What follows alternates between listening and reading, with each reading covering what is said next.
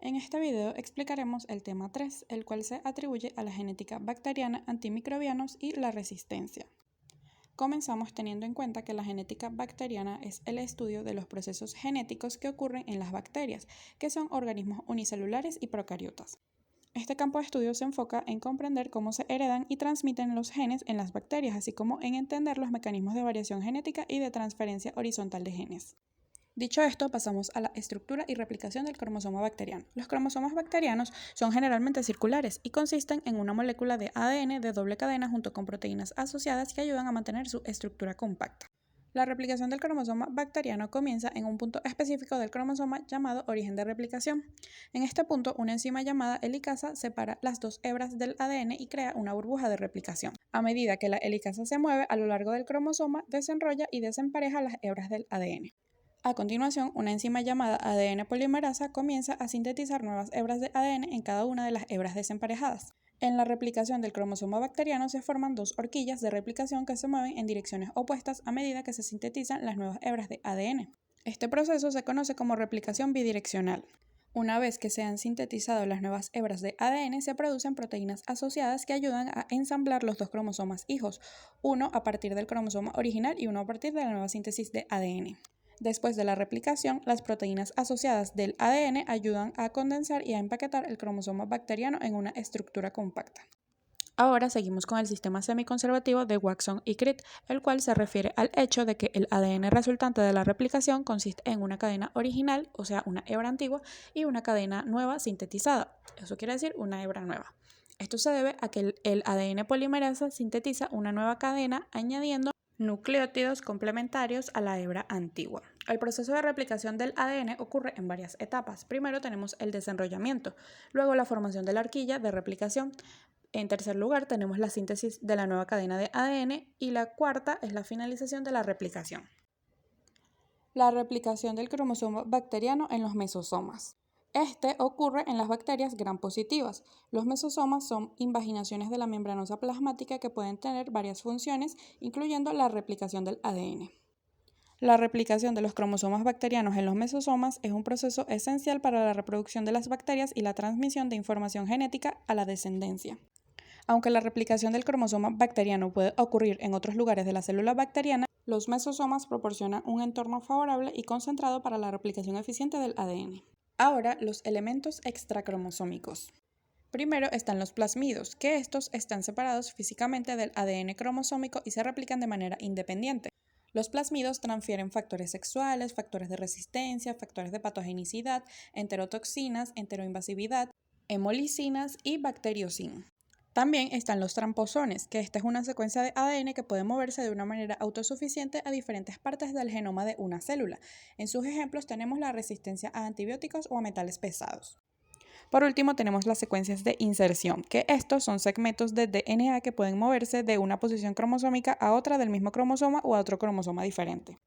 Mutación genética y presión selectiva. Se dice que los antibióticos ejercen presión selectiva sobre las bacterias porque serán las cepas que adquieren resistencia las que podrán sobrevivir y reproducirse. De modo que aumentará el porcentaje de estos microorganismos a la par que desaparecen las cepas sensibles. La mutación es un cambio heredable en la secuencia de bases de los ácidos nucleicos que constituyen el genoma de un organismo. Esta se produce en condiciones naturales con baja frecuencia y se deben fundamentalmente a errores en los procesos de reaplicación del ADN. Los mecanismos de transferencia de genes. Primero tenemos la conjugación, que esta se refiere a cuando el ADN se transfiere de una bacteria a otra. Luego está la transformación, que durante esta, un fragmento del ADN de una bacteria muerta y degradada ingresa a una bacteria receptora competente y se intercambia por un trozo de ADN del receptor. Por último está la transducción, que esta consiste en el intercambio de genes entre dos bacterias mediante un bacteriófago. Importancia médica del intercambio genético bacteriano. Entre ellas tenemos la adquisición de nuevas características que la bacteria no poseía, nuevas formas de resistencia a los antibióticos, nuevas bacterias resistentes que antes eran sensibles, dificultad en el tratamiento de las infecciones. También tenemos otras como evolución bacteriana, variabilidad genética y virulencia bacteriana. Los antimicrobianos. Estas son sustancias obtenidas de bacterias y hongos o bien obtenidas de síntesis químicas que se emplean en el tratamiento de infecciones.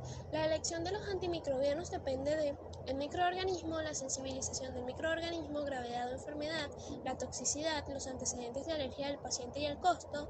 En infecciones graves, combinar varios antibióticos. La vía de administración puede ser oral, en cápsulas, sobres, tópica, colirios y gotas, etc. Clasificación de los antimicrobianos. Primero están según su origen, que pueden ser natural, A, de origen biológicos, como micótidos, penicilinas y cefalosporinas. Bacterianos como polimixinas, tiroxicina y colistina.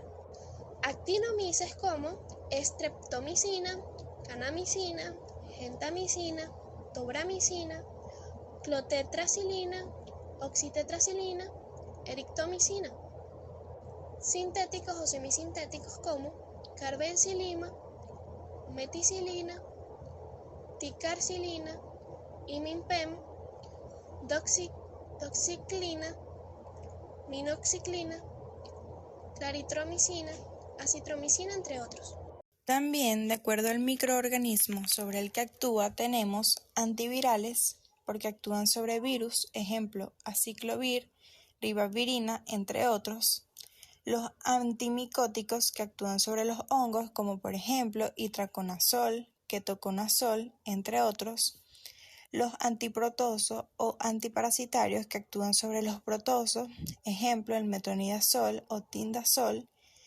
Antibacterianos o antibióticos que actúan sobre las bacterias, por ejemplo la penicilina, tetraciclina y entre otros.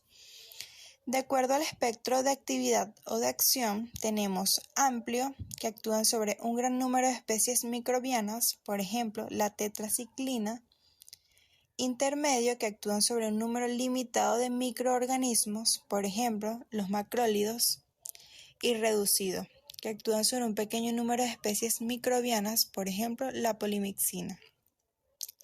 De acuerdo a su efectividad, puede ser bactericida, matando los microorganismos existentes, o bacteriostática, impidiendo su reproducción. Su efectividad de acción predominante se dividen en dos grandes grupos: los bactericidas, beta-lactámicos, penicilinas y cefalosporinas; glicopéptidos, vancomicina o teicoplanina; aminoglucósidos, grupo de streptomicina; quinolonas, grupo norfloxacino o polimixinas; y bacteriostáticos, macrólidos, grupo de entromicina, tetraciclinas, cloramfenicol, clindamicina, lincomicina y sulfamidas. De acuerdo a su mecanismo de acción sobre la célula en A. Inhibidores de la síntesis de la pared celular, entre los cuales tenemos penicilinas, cefalosporinas, monobactamas, carbapenemes, peptídicos, entre otros. B. Alteración de la permeabilidad de la membrana celular, que incluyen polienos, polimixinas, imidazoles, ionóferos péptidos, griseofulvina. C. Inhibidores de la síntesis de metabolismos importantes para la célula, los cuales son sulfonamidas y trimetropinas. D. Inhibidores de la síntesis de ácidos nucleicos como las quinolonas, ansamicinas, diaminopirimidinas, entre otros. E. Inhibidores de la síntesis como las tetraciclinas y aminoglúcidos, anfenicoles, cloranfenicol, licosamidas, macrólidos y azúcares complejos. En la siguiente imagen podemos evidenciar con claridad hasta dónde se dirigen estos antimicrobianos cada vez que entran al organismo. Tipos de resistencia microbiana. Primero tenemos la mutación del receptor, que si éste cambia tras la mutación impide la vinculación del antibiótico. Segundo, tenemos la modificación del antibiótico, que numerosas cepas resistentes fabrican una enzima que modifica la molécula del antibiótico. Tercero, tenemos la hipermeabilidad de la bacteria, que aquí la bacteria cierra sus poros y el antibiótico no puede penetrar. Cuatro y último, tenemos la expulsión del antibiótico, que algunas bacterias son capaces de rechazar los antibióticos por aspiración fuera de la célula.